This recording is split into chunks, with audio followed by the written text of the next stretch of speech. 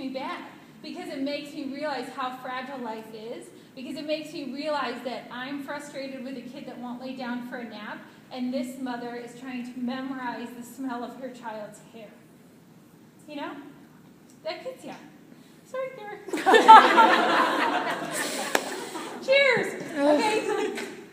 But it does. It takes you back to the fragileness of this life and the fact that you don't know what's coming. Okay? So it's time. It's not time to say, in a month I'll meet my goal. Maybe next year. You know, it's now.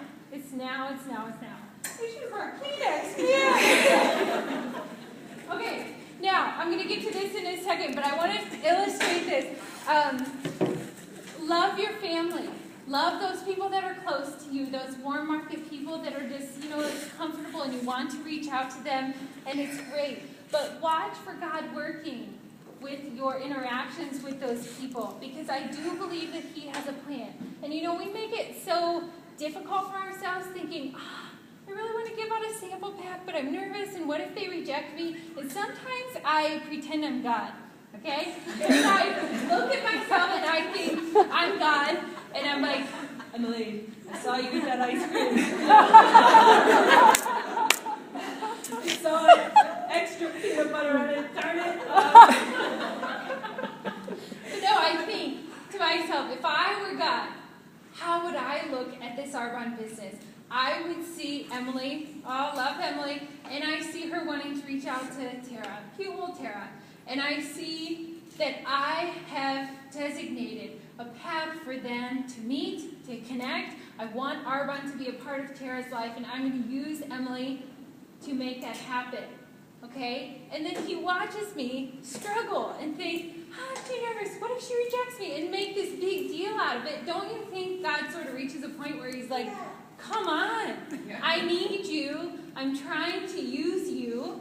I gave you all the skills you need. So just step up and do it. I think He has to feel that way sometimes. Sorry to get too Christian on you. I don't want to be like, But seriously, I do. That resonates with me. And I believe, like I said at the beginning, we are all here for a reason, for a purpose. It is not by accident that you were introduced to this company. And there are no accidents coming in your future. There are people that you are supposed to reach out to. And you are supposed to offer something. Okay. And then this. We all have those people in our lives that are hard to connect with. Those people that are frustrating to us at times. People that, you know what I'm talking about. Those hard to love people in your life. Okay, so I, a while back, heard the most wonderful illustration in a sermon. At the time we were going to First Christian in Canton, and John Hampton was the pastor there. And he gave this awesome illustration of different animals. Is there just weird noise? It was a baby. And I brought a porcupine. Guys, it's God.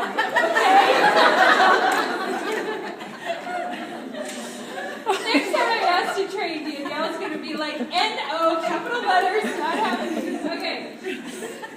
Okay, so anyway, John Hampton gave these wonderful illustrations and examples of how animals, even though we don't think about it, bond and connect and need, warmth and love from each other. Okay? And he gave this example of porcupines. Okay, look at their bodies, their physical structure. They are by nature not kind, lovable, warm creatures. They have their quills for a reason, for a purpose, and they use them.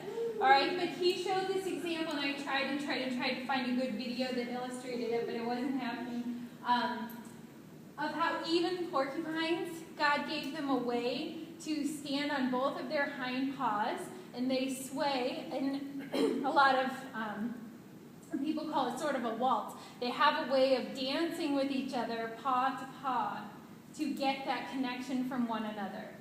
So sometimes when I have these, love others, and then I think, well, except for her, I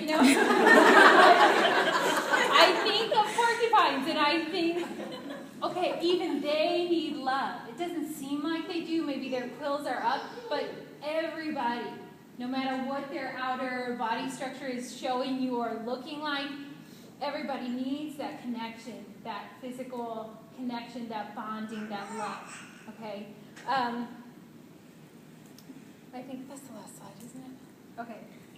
So just in closing, I just really wanted to give us a chance to connect tonight as consultants, to get back on the same page, to get some revival, get some life breathed back into us as a team, and also to just individually connect with why you started Arbonne in the first place.